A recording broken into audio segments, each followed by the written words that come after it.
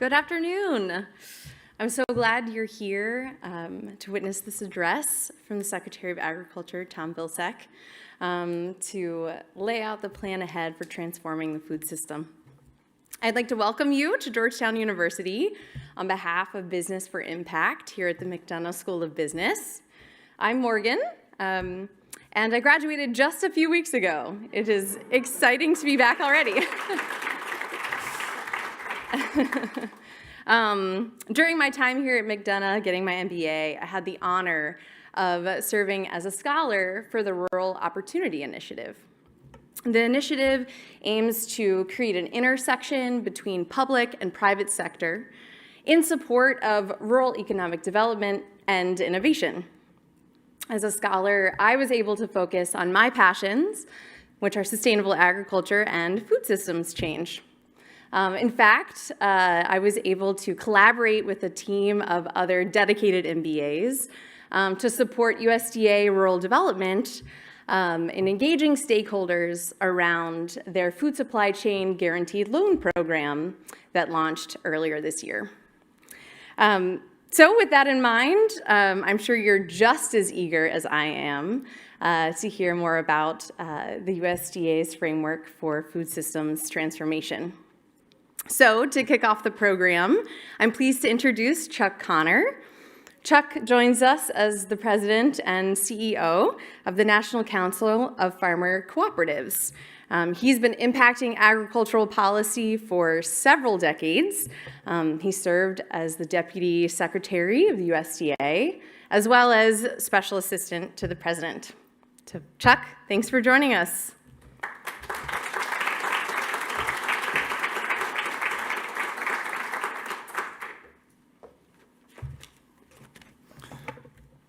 Morgan, thank you for that kind introduction, and it is, ladies and gentlemen, my great pleasure to introduce the Secretary of Agriculture, Tom Vilsack, this morning.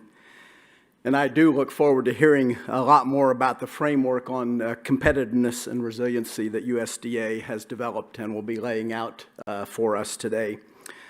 The past 2 years, we have seen our food and agriculture supply chain rocked by a series of what we call once-in-a-generation events. The COVID-19 pandemic, a worsening ag labor crisis, and most recently, of course, Russia's war in Ukraine have strained the entire sector, I would say, to a near breaking point, in some cases perhaps even beyond that point. From farmers in the field to consumers in grocery store aisles, every American, and of course, untold millions around the globe, continue to deal with the impact of these events. My members, agricultural cooperatives that are owned by farmers and operated for their benefit, have witnessed this firsthand. The breadth and diversity of farmer co-ops means that they span the entire supply chain, directly connecting farmers to the American consumer. Throughout the past 2 years, farmer co-ops and their members have prepared through a flood of constantly evolving changes to make sure that the system held together as best we could. But one lesson that my members learned is that you cannot take the strength of the American food supply chain for granted. Change is needed, ladies and gentlemen, to strengthen it in the face of whatever future challenges we may face as a nation. That is why today's announcement on USDA's efforts to ensure resiliency, competitiveness, and equity is so important to the future of American agriculture. Farmer co-ops stand ready to be a partner in these efforts and to help ensure that changes to the supply chain bring what we call real benefits to farmers and, of course, consumers, and perhaps most importantly to our rural communities. And in this process, we do know that we have a trusted partner in Secretary of Agriculture Tom Vilsack. Secretary Vilsack has been a tremendous leader since his return to USDA, encouraging his team to be forward-leaning and proactive to address these unlimited challenges head-on. On behalf of my co-op members, I would like to thank him and to thank his staff especially for being champions for all of agriculture and all producers, and for developing the framework that we are about to hear about today. So, Mr. Secretary, this podium is yours, and welcome and thank you again.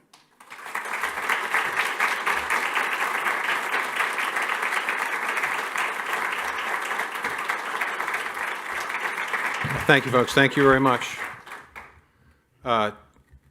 Chuck, I really appreciate that introduction. I want to tell you, folks, there are very few people in the United States who have had more of a positive impact on American agriculture in the last several decades than Chuck Hunter. And Chuck, I'm really, really honored to have you here today and to consider you a friend and a colleague and an advisor. And Morgan, there's a spot open for you at USDA. Jenny, make sure the application gets in her hands. We need bright young folks, and I will finish my remarks directed at folks like Morgan. You know, it's good to be back on campus at Georgetown University, where my two grandfathers met at law school. Their meeting led to their son and daughter meeting, and that meeting led ultimately to those two people meeting me at an orphanage in Pittsburgh, where they decided to make me part of their family. So in a sense, for me, it all started here, and I'm glad to be back. It's also great to be back on campus, a campus that is committed to helping grow and expand opportunity in rural America. My good friend Matt Mckenna, who's here, has worked with folks here to establish the Rural Opportunity Initiative that you've heard about at the McDonough School of Business. And that's helping to connect rural opportunities with the resources necessary to bring them to life. And I can tell you firsthand, it's made a real difference. So Matt, thank you to you and the initiative. You know, as Chuck indicated, we live in a great time of disruption caused by a changing climate, a global pandemic, and an unprovoked and brutal war, all of which manifests itself in supply chain disruptions, inflation, unprecedented natural disasters, growing global food insecurity, and continued pandemic-related hospitalizations and deaths. Added to this litany of challenges, the tragic events recently in New York and Texas, where innocent people shopping at a grocery store and children in school were gunned down, because we as a nation have not yet summoned the courage to put common sense gun laws in place. Given all of these challenges that the country faces, one might ask, why are we even talking about transforming the American food system? Well, I believe the answer is simple. It's what we always do in America. When faced with grave challenges, America seizes the opportunity to transform itself into a stronger and better form of itself. It is, as President Biden often says, in our nature to build back better. It's why we're emerging from this pandemic with a majority of Americans vaccinated, record job growth, and historically low unemployment. But there's clearly more to do, and a transformed food system is part of what needs to be done. A transformed food system is part of how we as a country become more resilient and competitive in the face of these big and future challenges and threats. Now, why is that the case? Well, let me give you a couple of reasons. I believe a transformed food system will make it easier to adapt to and mitigate from the severe consequences of a changing climate whilst not sacrificing agricultural production by reducing the carbon footprint of food production. I believe a transformed food system will deliver a better deal for farmers, ranchers, and growers and consumers through more new and better markets, also stimulating our rural economy. I believe a transformed food system will also lead to better health outcomes for Americans by increasing access to healthy, locally grown foods, lowering healthcare costs for all. I believe a transformed food system will sustainably produce more food, allowing the United States to meet its global responsibility through exports and donations to ensure global food security. The transformation that needs to take place has to be comprehensive and has to touch on all elements of our food system. I believe there are four basic elements: production, processing, distribution and aggregation, and market development. A transformed food system needs to be one that, through all four elements, sustainably grows and raises commodities and livestock with net zero greenhouse gas emissions, while also raising farm and rural incomes. One that builds greater resilience across the entire food supply chain, provides access to nutritious food for all, and guarantees equity of opportunity for all.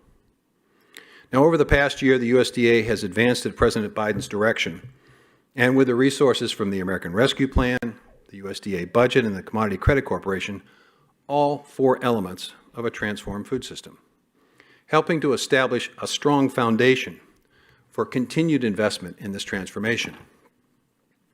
Now, I'd be remiss if I didn't recognize that the ARP funds were in part made possible by the hard work and advocacy of Senator Debbie Stabenow, who now chairs the Senate Agriculture Committee. She's been a long champion of transformed food systems. We certainly appreciate the help in securing the resources. I'd also be remiss if I didn't acknowledge the incredible work of the USDA staff, some of whom are here today. They have worked incredibly hard over the last year and a half to make all of the announcements that we've made and that we'll make today possible. They helped us early in the administration to adopt a comprehensive strategy for achieving over time a net zero emission agriculture by 2050. In addition to committing targeted resources through the National Conservation Resource Service to incentivize climate-smart agricultural practices and soil health initiatives, the USDA, with the help of farmers, ranchers, and growers, launched the Climate Smart Agriculture and Forestry Commodity Partnership Initiative. This initiative is going to provide $1 billion to accelerate more rapid adoption of climate-smart agriculture and forestry practices, more tools to accurately measure and verify the climate benefits of reduced greenhouse gases and of increases in stored carbon of certain climate-smart practices, and more markets through which climate-smart commodities can be sold at a higher value, benefiting producers. Now, the response to this initiative has been, I think, overwhelming, with over 450 applications totaling $18 billion in requests on proposed projects across all states and all commodity groups. On June 10th, another set of applications will be received for smaller grant proposals under this program, which will add to these impressive totals. This initiative will provide the roadmap for future climate-smart investments, critically important to reaching the goal of a transformed food system operating at net zero emissions. Now, the pandemic exposed many weaknesses and vulnerabilities of our food supply system, but no more so than in the meat and poultry processing industry. You know, at one point during the pandemic, animals had to be euthanized simply because processing plants were shut down and there was no place to market the animals. The President started this year with a call to action to use the American Rescue Plan resources to expand processing capacity and create more competition for the four major processors which dominate the markets for beef, poultry, and pork processing.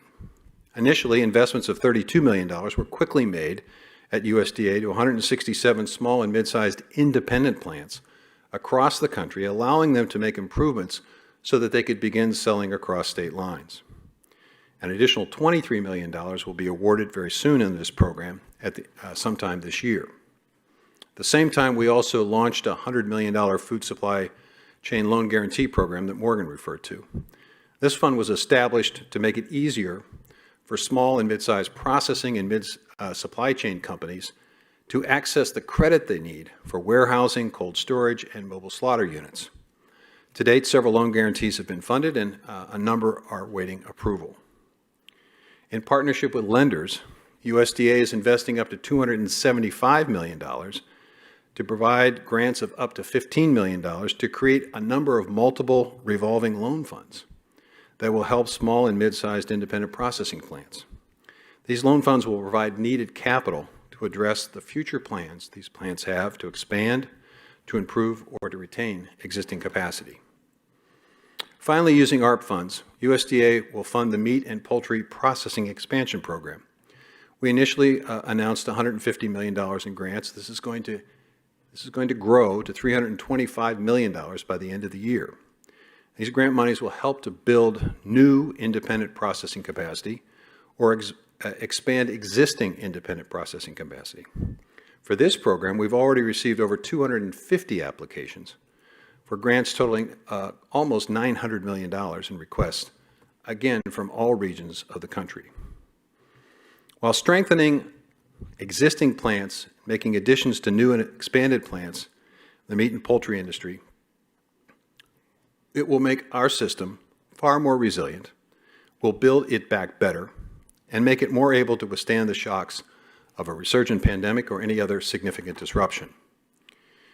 And recognizing the variety of options that are now available at USDA, we've also invested $25 million in providing a full range of technical assistance in order to support project development. With these investments, the transformed food system will mean more new and better markets, generating better income for producers and better choices and prices for consumers. The pandemic and ensuing inflation caused by supply chain disruptions and Putin's war against Ukraine underscores the difficulty of providing healthy and nutritious food for all when markets are disrupted. The pandemic also exposed for us how many food banks and pantries had difficulty accepting fresh fruits and vegetables or dairy products due to a lack of warehousing and refrigeration capacity. In our view, a transformed food system needs to be better equipping those food banks and pantries as the important cog in the food system they are to help families financially struggling access those healthy foods. For that reason, USDA established the Reach and Resiliency Grant Program, and under this program, USDA is investing with its food bank and pantry partners $100 million to expand warehousing and refrigeration capacity in food banks and pantries across the United States. And we've already accepted 39 applications for these resources. These grants will also help food banks and pantries better serve the needs of rural families living in remote areas by ensuring that they too will have access to food and assistance from those food pantries and food banks. Now, the Biden administration recognizes that for the middle class to expand from the bottom up and middle out, equity needs to be a cornerstone value in all we do. Given that nearly 90% of farms in the country today do not generate the majority of income for the hardworking families that farm them, there is work to do in our food system to ensure that there is opportunity for all to succeed. For that reason, USDA has begun using ARP resources to expand technical assistance for historically underserved populations.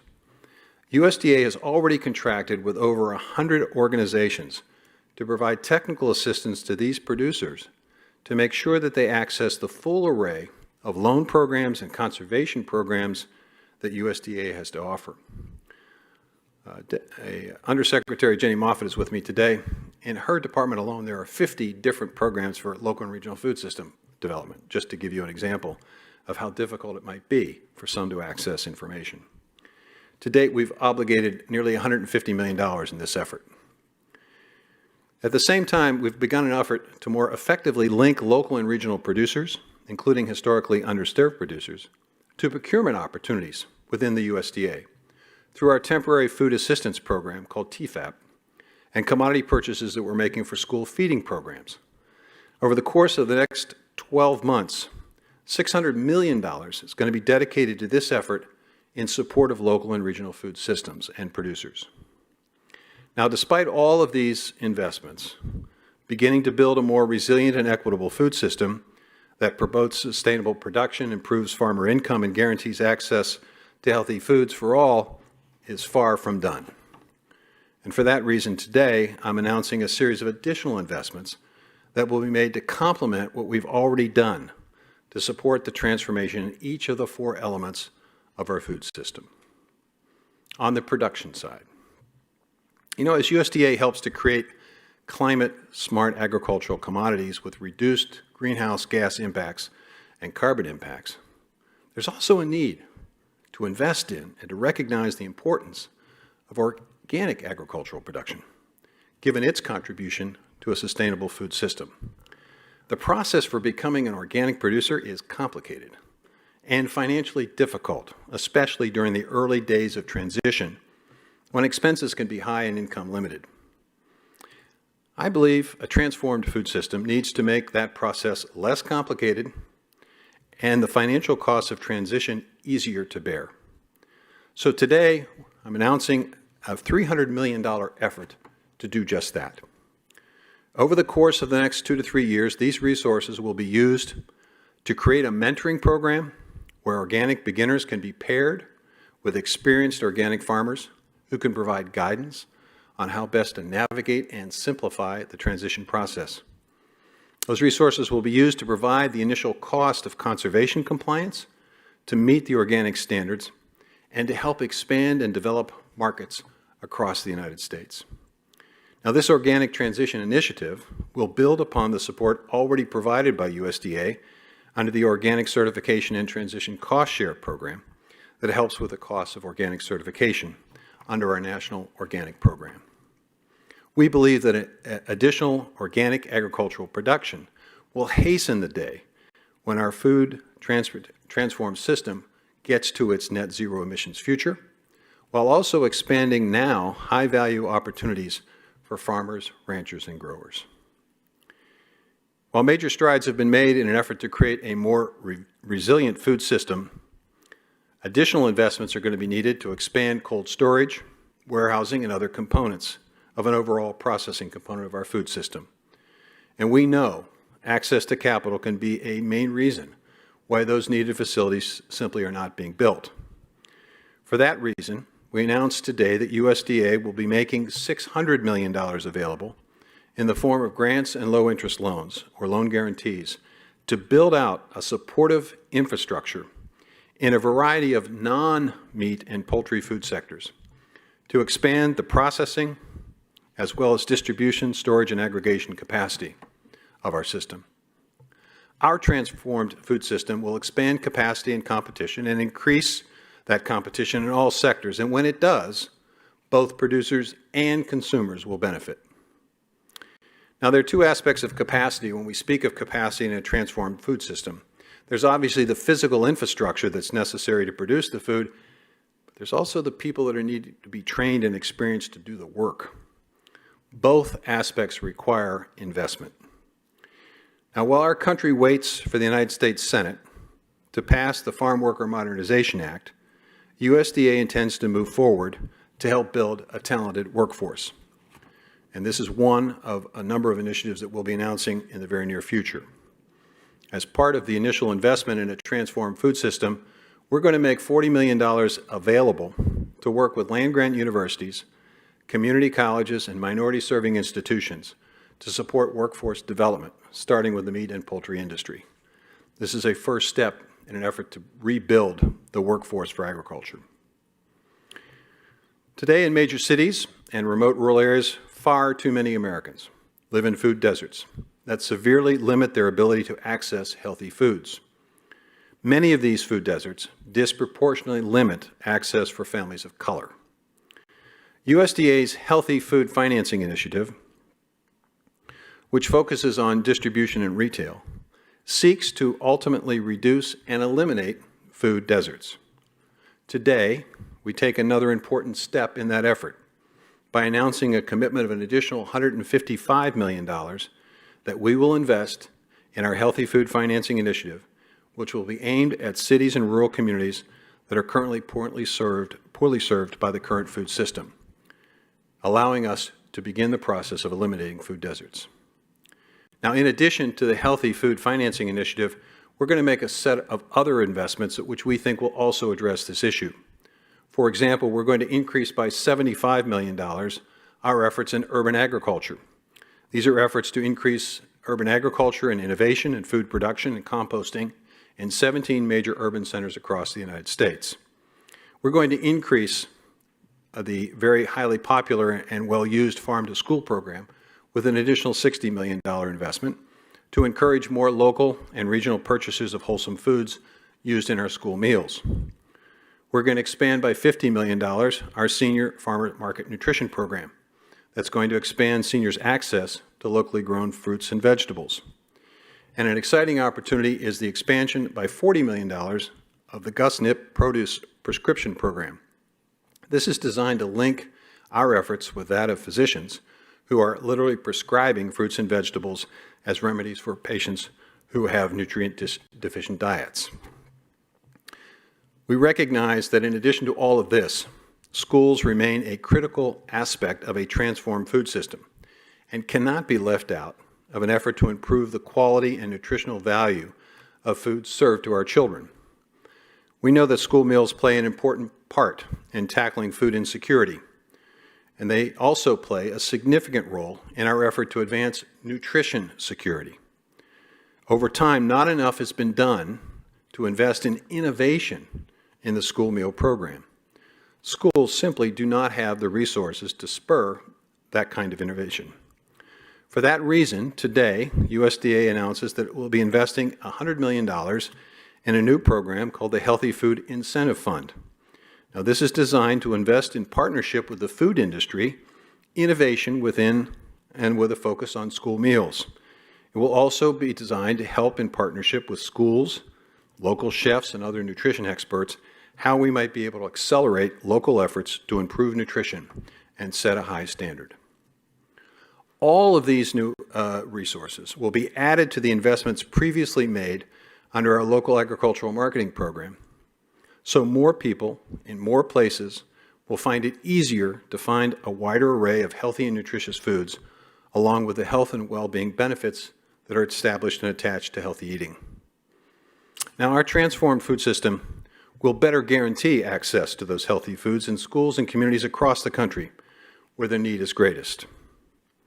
Now, turning to equity, we have so many programs, and oftentimes they're ineffective in part because people who need the programs are either unaware of them or have difficulty knowing how to use those programs.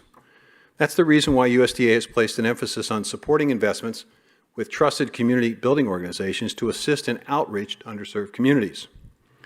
To transform the food system to a more resilient and equitable system, local and regional food systems need to be developed, strengthened, and enhanced.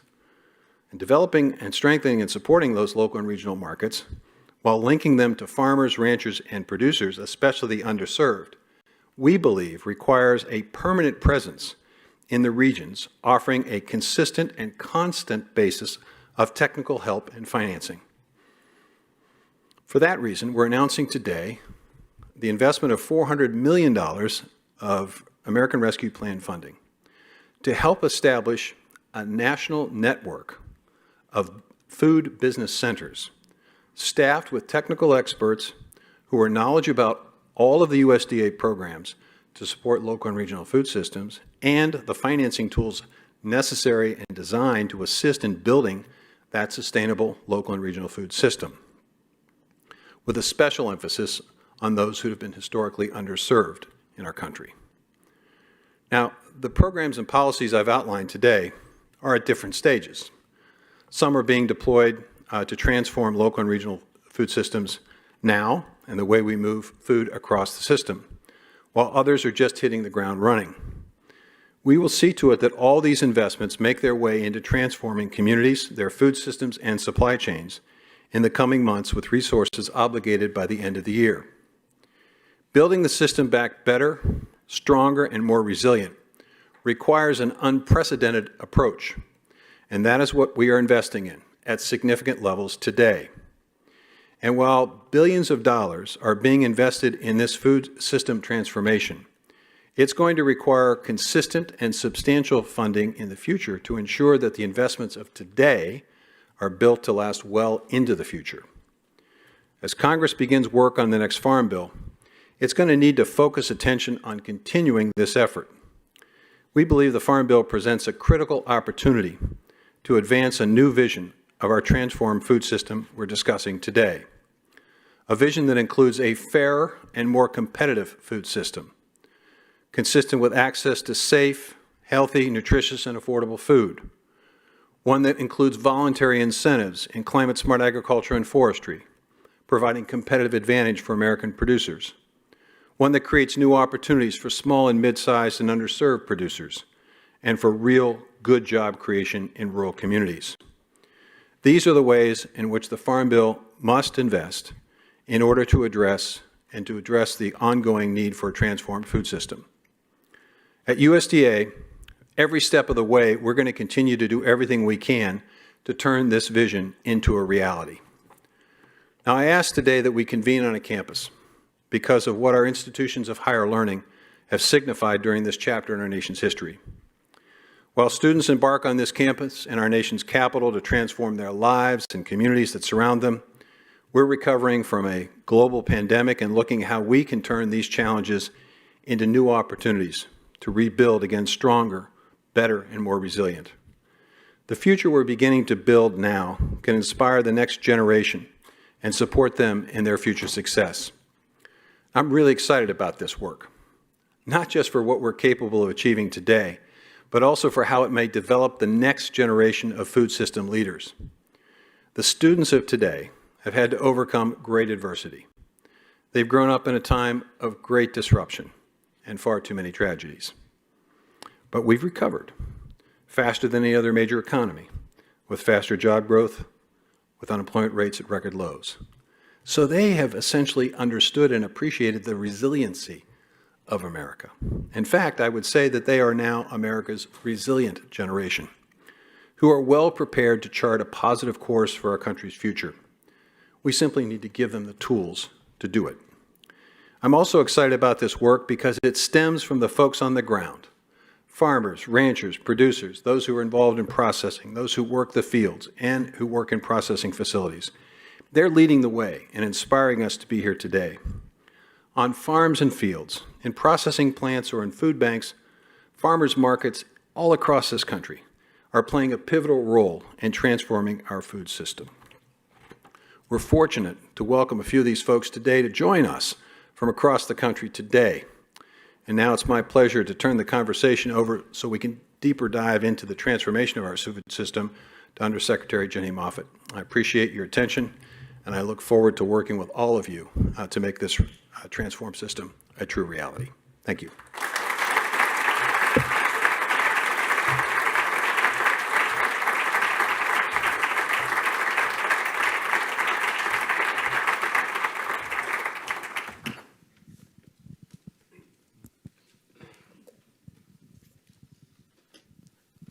Wow. Well, thank you, Secretary Vilsack. And it's a pleasure to be with all of you guys on such an exciting day to talk about food system transformation here on the Georgetown campus. As Secretary Vilsack mentioned, Morgan, I will make sure I grab your resume.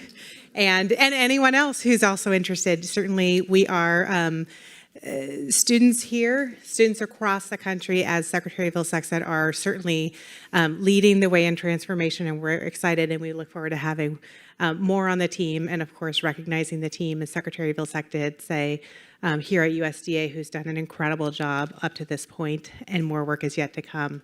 So I'm pleased to introduce three people that we have here, as Secretary mentioned, who are from around the country, three of hundreds of thousands of leaders across the country who've really been innovating.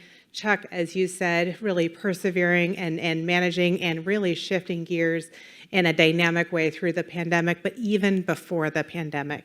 So I'm pleased to introduce three panelists that we have joining us today. I'm not sure, they are on our screen, good. So I'm gonna begin with Hailey Johnston. Hailey is CEO and co-founder of the Common Market in Philadelphia, where he and his wife, Tatiana, have been coordinating and connecting sustainable farm and communities across the local economy there. Today, Hailey is joining us from his facility in Philadelphia. Hailey, would you share just a bit more about Common Market's efforts in building up a food system infrastructure and for resiliency in the next generation? Sure, happy to, and thank you, Undersecretary Moffitt and Secretary Vilsack for your words. Secretary, you began by asking, why are we talking about food in these times of trouble? Because food, first of all, food and agriculture are amazing. What else could heal our physical health, our economies, our ecologies, and urban and social and rural divides? What else can bring people together in challenging times better than food, right? So I think it's absolutely what we should be focused on. And I'm also excited about how you've expressed your values and the values of the Biden administration, focusing on resiliency, fairness, and equity, and let that be our compass for a renewed and transformed food and agriculture bill as we move forward. But here at the Common Market, we've been working for the last 15 years to connect small and mid-scale family farms to fair and transparent market opportunities, while also acknowledging the challenges that many communities face in accessing good quality food. And so we act as a bridge between the two, operating the infrastructure to improve farm viability and community health and economies. And what we've seen over the last several years is, one, fair and transparent access being key to supporting farmers' ability to grow, to invest in their enterprise, and on the consumer side, the ability to access good, safe, quality food to nourish their families. Access to capital is key for both sides, but in particular for farmers and the food supply chain. The need for folks to be able to access fair capital as well, so we can invest in our enterprises, so that we can build the kind of resiliency that you talk about in a transformed food system. And finally, access to capital also plays a role in land access and building the physical and social infrastructure that I think is needed to connect urban and rural communities, and to build trust, and to build equity, and to build better outcomes throughout our nation, through fair and transparent regional food systems. So I'm excited about the vision that you share today, and look forward to hearing more. Thank you so much, Hailey. And yes, I've often heard and talked with other people, food is the great connector. And the work that it sounds like you guys are doing, and folks around the country, really connecting the dots, connecting producers with higher value, better markets, more and better markets for producers and for consumers is great. So really appreciate and acknowledge the work that you guys are doing, not just on connecting the dots, but also on transparency and fairness for farmers and for consumers. I'm going to shift to our next panelist, Javier Zamora. Javier owns JSM Organics, a 120-acre organic fruit, vegetable, and flower operation in Monterey County, California. I had the privilege of visiting Javier last fall as we were announcing another grant program, so it's great to see you again, Javier. Javier knows firsthand the challenges and rewards that have come from organic farming practices. Javier is joining us from Watsonville, California. Would you please share with us a little bit more about your story and your efforts to help other farms transition to organic farming? Thank you, Jenny. Buenos días a todos. Good morning to you all. Such an honor and a pleasure to be part of such a big announcement that our secretary has made today. And I can tell you that just about every part of the framework that you mentioned and all the programs, I know someone, or I have somebody around me that could benefit from every detail that you mentioned today. But what I wanted to touch a little bit about is how, sometimes our communities are disconnected on where your food comes from. And a part of this program will address some of those issues and will help us connect with those end consumers that sometimes are in a way not educated on who the food is being produced by and where it's coming from. And I can tell you that in my community, I am one of the blessed kids that has had many opportunities and 150,000 challenges that I face every single day. But my biggest thing is to, now that I feel a little comfortable that my business it's moving forward, that I can share with others what the resources are and where to go and get them. Because a lot of things is, how can you make something happen if you don't have the tools to do that? I mean, in my community, there's not just my Hispanic farming community, but the small family farms from many other races, not just Hispanic, struggle a lot on how to address some of the challenges that they face on a daily basis, whether it's marketing, whether it's having access to capital, land access, and you name it. And a lot of times, some of these programs, it's a big pie that gets divided in larger pieces. and not necessarily in the smaller pieces that it ought to be. So in my case, as much as I can, I make sure that my farming community and my end consumer understand what our needs are in order to make a change in this food chain that sometimes you said it. It's unfortunately when pandemics happen like this, we feel and we realize that how essential a small family farm is, because the mainstream it's run by a few players, and it shouldn't be that way. It's America, and I can sit next to you, and I can sit next to a millionaire, and we are the same. We just got to make sure that we get the fair share that we need. Muchas gracias. Thank you, Javier, and thank you for joining us. It's incredible to hear the story of your journey and the support that you received along the way through mentorships, and now your interest in giving back and serving as a mentor as well. That's really how we all grow together and thrive as Americans and around the world. So really grateful to hear about that story. So our final panelist is Dr. Sharika Brookins. Dr. Brookins is CEO and nephrologist with Remote Renal Care.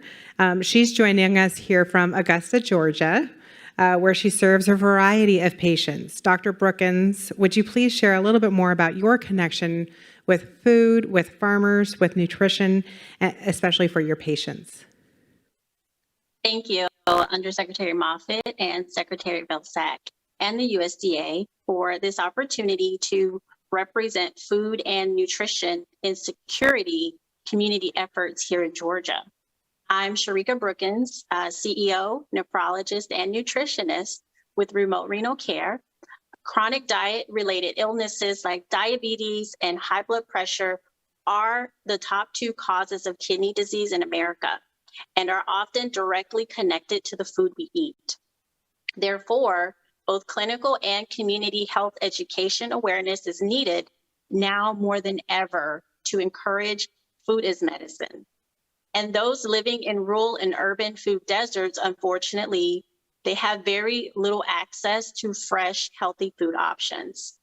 So in 2018, Remote Renal Care was created to bring kidney clinic services and nutrition evaluations to rural Georgians through telehealth. Since the COVID-19 pandemic, we've expanded our services to include urban areas in the Peach State. During this time, I've seen firsthand how diet affects diseases for better and worse. I've seen how families without transportation or senior citizens reluctant to travel far, they go without fresh, healthy food choices. This reality exacerbates the diabetes, the high blood pressure, obesity, and the gout arthritis problems in these communities. But I have also seen with advanced kidney disease delay, I've also seen with some patients who have advanced kidney disease delay the need for dialysis by making informed nutrition changes and improved access to better choices. So as Secretary Vilsack stated, food deserts limit access to families of color and rural communities. So thanks to the USDA funding, a trusted community nonprofit organization like Augusta Locally Grown has been able to facilitate multiple farmers markets in the central Savannah River area community and support the use of SNAP. I am pleased to see Secretary Vilsack and the Biden-Harris administration prioritize the increase in access to healthy food options for so many across the U.S. who for far too long have not had reasonable access to things like fresh produce. So there's great work to do to end food deserts in Georgia and around the U.S. And Remote Renal Care, we're looking forward to being a resource and partner in this effort. Thank you. Thank you, Dr. Brookins. And it's great to hear about the successes and the work that you're doing, educating patients And I think educating all of us here in this room as consumers about the importance of food as medicine. We often talk about farm to fork, and it really is farm to fork and then all the way through our food, our health and nutrition services. And so that's really incredible to hear. Mr. Secretary, I know you have some questions. Well, let me just respond first and foremost to the presentations, because I think the speakers have underscored the multiple aspects and nature of transforming the food system. When Dr. Brookins talks about nutrition and education, you have to have access to the food. That deals with food deserts. It also deals with those rural, remote areas where food banks and pantries have not yet been able to reach, but now with the Reach and Resiliency Awards, maybe they'll be able to do a better job. It's talking about making sure that young folks get an early start in proper nutrition. That gets back to the school meals efforts and the innovation in school meals. He talks about the need for investment in a system that essentially links the farmer with the consumer, but that requires a great deal of capital, as he mentioned, and that's why it's important for our program to make more capital available in the form of grants and low-interest loans, so it's more easily for something like what Haley's put together to be expanded and to reach more folks. And when we talk about organic, you talk about obviously the opportunity to mentor. It's just not a simple thing to get into this business, and Javier has made the case, I think, for our organic transition program. So talk to me a little bit about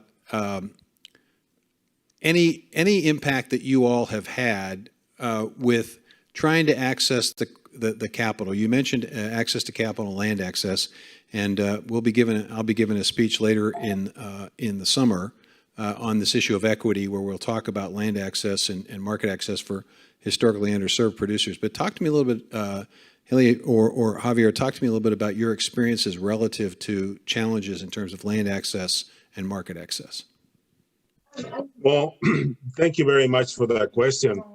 It is, I'm one of those, excuse me, blessed individuals that has had the opportunity of collaboration of several people, nonprofits like California FarmLink, the Elkhorn Slough Foundation, and even the programs of the FSA that have collaborated for me to actually get a piece of land 6 years ago. And it's incredible how difficult it is for a farmer to get a piece of land to grow food for our families and our communities. There's no one is making any more land available. And the land is shifting to places that are probably not going to go into a small family farm, unfortunately. So there's a big need for programs like the USDA and some of those nonprofits to continue working with the specific farmers that all they're trying to do is grow food for our communities. And if we don't stay focused on that, the land that it's available will soon be part of the bigger money, unfortunately. So in my case, there's several people that have made this possible. Yes, it's been really, really hard. And I can just tell you that for 7 years, I didn't really have a Sunday off. Now I can have Sunday evenings off after 11 years, but it's really difficult. So by having these conversations, it just brings out the issues that we're facing in real life, not necessarily what you see in, social media and stuff like that. Reality is a little bit different. And what we need to do is make sure that these new generations understand that the food needs to come out of the ground and they need to get involved. And government agencies and other people need to understand that we have to make it attractive to them. I mean, I'm going to be 60 years old and I'm still considering myself kind of a youngster. I mean, farmers are just getting old and old. We have all these different diseases, all these challenges that if we don't address like the way we're doing today, we are going to be suffering even harder than we did when the pandemic hit. And now we see with these new issues facing international wars and things that kind of put us in a way that says, oh God, we got to do something about this because we might not be as strong as we think we are if we don't face our domestic challenges. Gracias. How about from your perspective, Haley? Yeah, and I should have started my talk earlier with a welcome back to our facility, Secretary Vilsack, because you came here and announced the Farm to School grant program awards 1 year during your previous tour of duty with the Obama administration. But it's programs like that that create opportunities within institutional food service that I think have been really a leg up for us and organizations like ours in connecting to capital opportunities. And so all of this infrastructure that we've been able to build here in the Mid-Atlantic states, in Georgia, in Houston, Texas, and in Chicago is due in part because of our relationships with institutions, with schools, with hospitals, with elder cares. We saw those environments as being some of the most critical places where we could affect change around nutrition quality and food access, while also creating access to new markets that farmers didn't have before. And by having relationships with what bankers might refer to as credit-worthy borrowers or credit-worthy accounts, we were able to go out and start building our own capacity as an organization, borrowing just a little bit at a time to help meet those sort of longer payables that the institutions have. But through that process, building credit, building up to the opportunity to acquire our first facility and grow our business. It's investment in infrastructure like this, which has helped us build our own resiliency as an organization, and then also serve as a resource to all the farmers in our network. And we saw this more than ever during the first 6 months of the pandemic, and some of the contract opportunities that emerged for us to really scale our work because we had the infrastructure to do it. And when all the markets disappeared for the small and mid-scale family farms, we were here with facility, with trucks and connections directly to community-based organizations to create the links to nourish both the families, provide better access to food, and also, again, sustain these growers. And to be honest, over the last 2 years, farmers in our networks have had some of the best years of their farming lives because market access has been blown wide open. They've seen a kind of connection to community, to institutions, to fairness and opportunity that they've never seen. And we're excited for that, again, to be really the future of the kind of transformation that we're going to build together. So, Doctor, let me direct a question to you. Our family met for Memorial Day. We had a Memorial Day dinner, and part of that dinner was baked potato. And I was sitting next to my 12-year-old grandson, and I'm slathering I have to admit this, I'm slathering my baked potato with butter and sour cream. And he begins to follow suit, and his father says, "You can only have one." So he chose sour cream, which I thought was not the right choice. But in any event, it stressed to me how difficult it must be to convince people like me to change diet habits. Talk to me a little bit about how you can convince somebody who is in a situation where you know that changing their diet will make a fundamental difference in their life, but how do you convince them? Oh, thank you for that question. One of the things that I practice, not only as a physician, but a nutritionist within my group, is we start out with care goals. So one of the biggest parts of my philosophy is that it has to be a decision that you are willing to make and understand also about the future of your health. So we start with encouraging and trying to self-empower you or my patients to understand your role in your healthcare. And so we start out with setting small goals. And from there, we also help with, understanding that you're not going to change your health patterns overnight. We make small steps. And we help with providing nutrition plans on how to implement those small steps. And I think the beauty in also being a physician is that if we find some sort of abnormality in your health, we can track that. And it can be like a goal tracker for you or for my patients to see the benefit that it's making.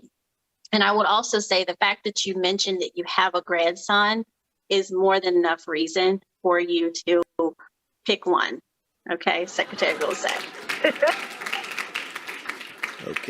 Okay, I thought initially you were going to be subtle about it, but you ended very specific. Okay, I got it. Got it, Doc.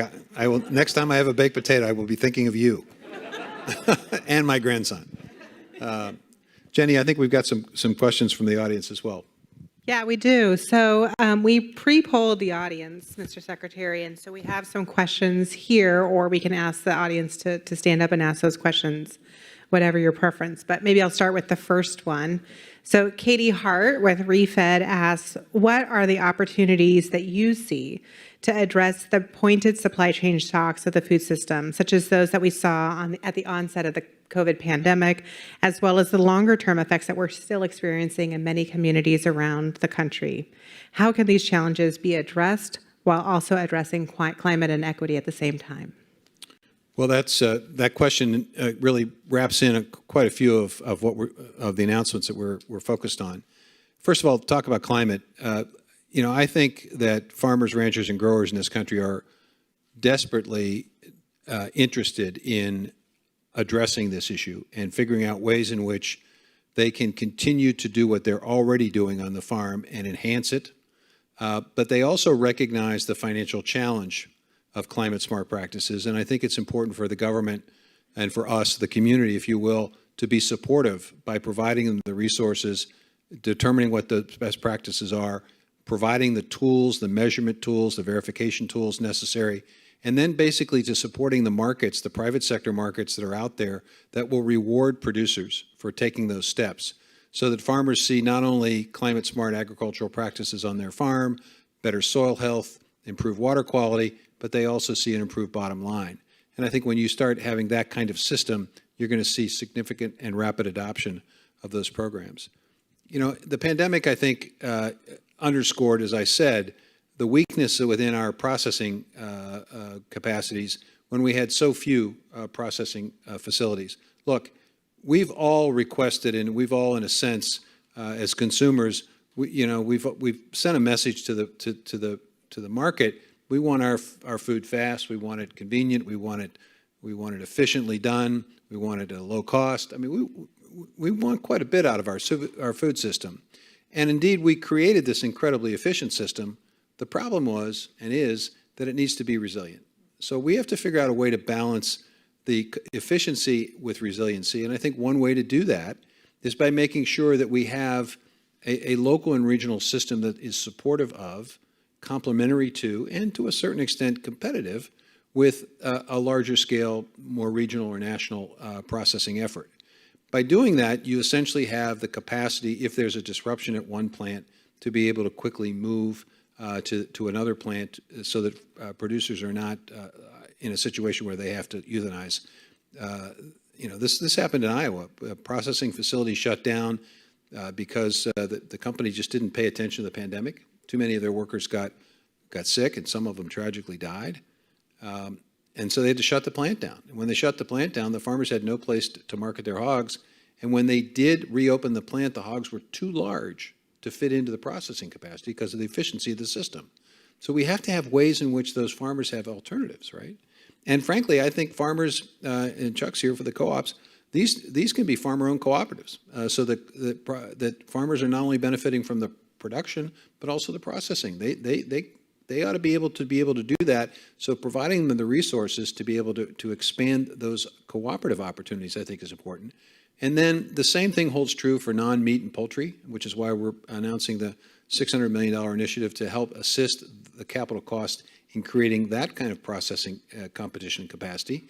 And the same thing is true, frankly, if you got someone like Haley who is working with producers and working with folks, to the extent that you've got a revolving loan fund, you can equip entities like this to basically provide that lifeline when times get tough. And so this is how you transform the system. This is how you create continued efficiency, continued competition, which will always drive efficiency and innovation, but also greater resiliency. Yeah, I think what we heard a lot, especially at the onset of the pandemic, is the need for redundancy.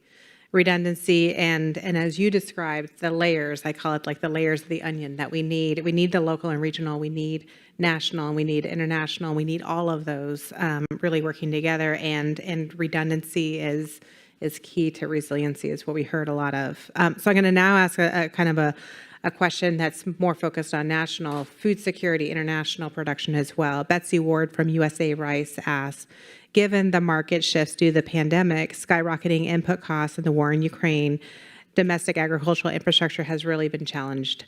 How can USDA secure and protect vital USA ag production and processors to maintain our food security domestically while remaining viable suppliers of global overseas markets as well?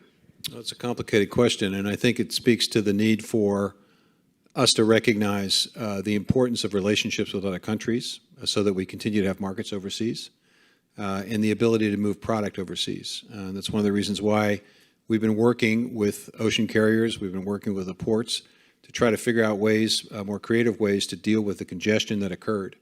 You know, we went into a global recession as a result of the pandemic. Everything pretty much shut down globally. Then all of a sudden we came out of the pandemic gangbusters. And the supply chain just wasn't equipped to handle that rate of reopening at the speed with which it reopened. Demands were great. People had accumulated resources. They were anxious to get out and do things. All of that, together with the fact that we changed our eating habits and our eating patterns. Less eating out, more eating at home. And that changed the dynamic of how food was going to be sold. You know, it's one thing for a restaurant to buy a 50-pound bag of flour. It's something different for the consumer to buy a 5-pound bag of flour. Those are two different packaging systems. Well, you have to make a conversion when 10% of your food that was being eaten outside of the home is now being eaten inside the home. So it creates a lot of challenges for folks. And so part of it is trying to address the congestion problems. Part of it is trying to make sure that we have relationships with other countries so that markets remain open and markets are reopened, and markets that have been closed for far too long or whatever barrier, that they're open. That's why we've been focusing on things from expanding our market opportunities for potatoes in Mexico that you've been engaged in, work with Vietnam on pork and corn, work with Canada to try to reopen their the dairy market that's been shut down for far too long. So there's a series of steps that we're taking in an effort to try to continue to expand export opportunities. And then it's about making sure that we have the ability to produce. And one of the challenges that farmers face today is this issue of fertilizer. While we didn't talk about it today, part of what we're doing at USDA is looking for ways in which we can equip farmers with conservation practices that result in them needing less fertilizer, provide them with tools to be able to measure accurately the fertilizer that is being used so that it's the right way and the right time and the right method and the right amount. Working on sensor technology that may, at some point in time, encourage us not to fertilize a particular acre because it doesn't need it. Working on ways in which we can create our own self-sufficiency, if you will, in fertilizer. There's a $500 million initiative that we're launching that will allow us to gain from the market best ideas about how we in the U.S. may become more self-sufficient. And then also working, I traveled to Germany and to Poland for purposes of talking to the Ukrainian ag minister to find out what they needed. What they needed is the ability to reopen the ports in the Black Sea. There's now, I think, an international effort to try to convince Russia that it's in all of our best interests for them not to mine and close that harbor, to open it back up, and in doing so, potentially create greater access. And it involves, frankly, us rethinking our relationships with countries in an effort to try to figure out ways in which we can increase supply of these necessary inputs. So it's all of that, while also maintaining a strong market here at home. Great. I have another question from David Hauer with National Young Farmers Coalition. He asks, it is really encouraging to see the administration leaning in and tackling our structural and economic challenges facing farmers and the food system. How can we ensure that our national food security framework recognizes that the power in local and regional food systems and that young and BIPOC farmers are supported by these investments, even if they're not selling into the national supply chain? Well, one of the aspects of the American Rescue Plan we didn't talk about today is the sections that are designed to provide assistance and help for underserved producers, expanded access to technical assistance for sure, but also land and market access. One of the things that we've done recently is to take a look at our own procurement policies at USDA and recognizing that it's incumbent upon us to make sure that our resources are available to not just the large regional purchasers and distributors of food, but that we make a portion of our procurement opportunities available for local and regional producers and distributors. Yeah, that's an important component to being able to maintain the diversity within American agriculture. I mean, I don't think anybody, including the largest farm and the most successful farmer in the country, wants a situation where we only have large farms. I think people genuinely in farm country and rural America would like to see farmers of all sizes be able to stay in business and to be able to profit. And so to do that, you open up procurement opportunities. And what we're doing now is building a network, taking $600 million of temporary assistance, food assistance money that goes to food banks, purchases for school meal programs, and saying, look, a portion of this, let's figure out how we can do business with local and regional distribution, how they can do business with local and regional producers. So we begin to develop a network. We begin to develop a sort of a memory, if you will, of how that work and how that can be done. Now you overlay that with our regional food business centers that we're announcing today, and now you have that local and regional food system having access to technical information about the programs at USDA, financial aspects of how they might be able to set up and strengthen that local and regional food system. You create more farm-to-school programs. You create more farm to fill in the blank, restaurants, grocery stores, with our local ag and marketing program. You create opportunities for community building organizations to make sure that they're reaching out to those small producers to basically say, hey, here's a USDA program that could provide you a grant, or here's a USDA program that could provide you a value-added opportunity, or here's something that you could do at a farmer's market. So you create information, you create access to financing, you create access to markets, and you build the memory and the network, and all of a sudden you've got a much stronger, more resilient system, and you've got those small and mid-sized producers with the opportunity to stay in business.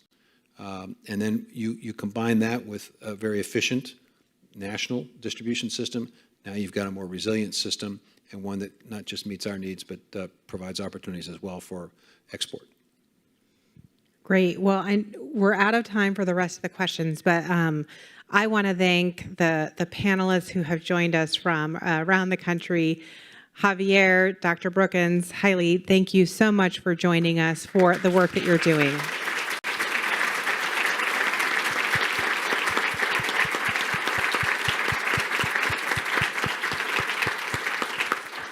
We really do appreciate the work that you're doing every day.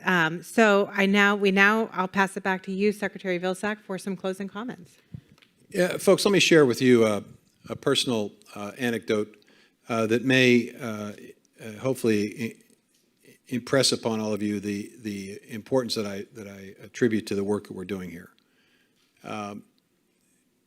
I grew up in a city, and I've often said that if my parents were alive today and knew that I'd been the Secretary of Agriculture not once but twice, they would really think the country had made some serious turns in the wrong direction. But I had the opportunity and the privilege of marrying a young lady from Iowa who lived in a small town, and her dad practiced law, and he encouraged us to come back to her hometown, which I did, and we did. We raised our family there, and I practiced law. And we had a small town law practice. And anybody who knows what a small town law practice is, in a rural area, you're representing farmers. You're representing them in every aspect of their life, whether it's purchasing a farm or handling an estate or dealing with issues involving the Department of Transportation wanting a right-of-way across the farm. All of that comes into your office. But during the 1980s, at least in the middle of the country, there was serious challenges in the countryside. A lot of farms had expanded rapidly and did so in a way that wasn't sustainable, and the result was that many farmers were faced with losing their farms. And when you're faced with losing your farm, you basically seek the help and assistance of a lawyer, and people came into my office. And they shared with me how significant and important it was for them to do everything possible to save their farm. This wasn't just a job. It wasn't just a source of income. It defined who they were. It went to their essence. And so to lose that farm would essentially be to take an incredible piece of them and change it in a way that it was just a tragic circumstance. And oftentimes, folks would come in with very tragic stories where family members who felt responsible decided that there was no other way out, suicides, and it was a tough time. And because of that experience, I vowed that if I ever got into public life, I'd do everything I possibly could to find ways in which people could keep the farm and thrive on the farm and do what every farmer in the country wants, which is the ability to turn it to the next generation and have them have that same opportunity and that same feeling and that same connection. And it pains me at times when we have this conversation about food and agriculture in this country that seeks to pit one aspect of agriculture against the other, or seeks to demonize certain aspects of agriculture. I just don't. That's not where I see us headed. I see us headed towards a transformed food system that recognizes the contribution of diverse forms of agriculture, that recognizes the importance of food production to our very being, that recognizes the importance of how it can, in fact, and should link rural and urban centers. There's no reason why you can't have a farm in a city. You ought to have a farm in a city because it does connect people to their food system. There's no sense why we can't collectively work together to make sure that healthy foods are more accessible to more people, because it's in our collective best interest for that to happen. If we can save folks from chronic disease, if we can save folks from having to have dialysis, that's going to save not just them, it's going to save all of us. And so this work is just incredibly important that we all row and work in the same direction, because I think there's unlimited possibilities and potential for a transformation of our system so that indeed we do have a sustainable agriculture that gets to net zero. We do have a way in which farmers can see that they can make a living and pass it on to the next generation. We do have expanded access to healthy choices for everybody, not just the fortunate few that can afford to go to some of the higher end grocery stores, but to everybody having that access, that we do have a food bank and food pantry system that has access to the same level of delicious foods that we can get, so that folks don't feel as they've been left out or left behind. That's what this is all about. That's what this transformed system and the investments we make today and the investments we made over the last year, that's the goal here, is to have that kind of system where we all can take pride in that system. So I'm looking forward to working with all of the folks who are watching this today and all the folks in the food and agriculture industry to make this transformation happen, because I think it's in the best interest of our country.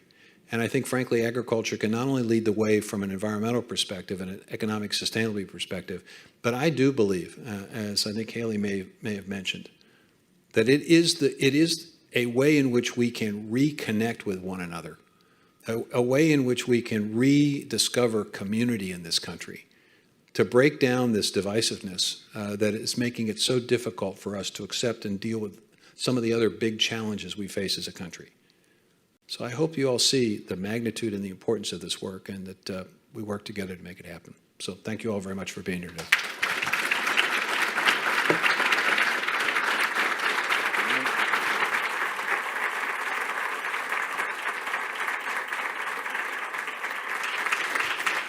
Turn it over to Matt Mckenna, who is going to be one of the guys helping get the capital to make this all happen. Thank you, Secretary Vilsack and Undersecretary Moffett. And also thank you to the incredible team you brought with you from USDA today. We've worked with them. They are great, and I know how hard they work. I'm glad I'm not there anymore. I wouldn't want to work that hard.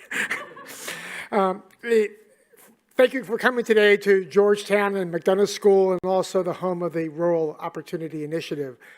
Our initiative, the Rural Opportunity Initiative, is where we study the opportunities for rural economic development through private sector engagement, but an engagement in partnership with federal programs and agencies. And as we have heard today, never has the federal contribution to that partnership been bigger. These investments, what we heard from the Secretary today, being made by USDA are across a broad spectrum of the rural landscape. Agriculture, to be sure, including the entire supply chain for food systems. But they also go to areas of rural infrastructure, the climate, renewable energy, conservation and water resources. And all of these areas are so important from an impact and policy perspective. The mission of Business for Impact here at the McDonough School is to facilitate the engagement of the private financial and business sectors to impact such public policy goals. Mr. Secretary, the team at Business for Impact and Georgetown will continue to work with our partners to take full advantage of these programs, to use our resources and financial imagination to expand the scope of these initiatives, and to continue to work with USDA to maximize the impact of the billions of dollars that we heard about today, the billions of dollars these investments represent. So thank you, Mr. Secretary. Thank you for coming here today. We appreciate the challenges that these represent. And here at Business for Impact, we intend to step up to those challenges. Thank you very much.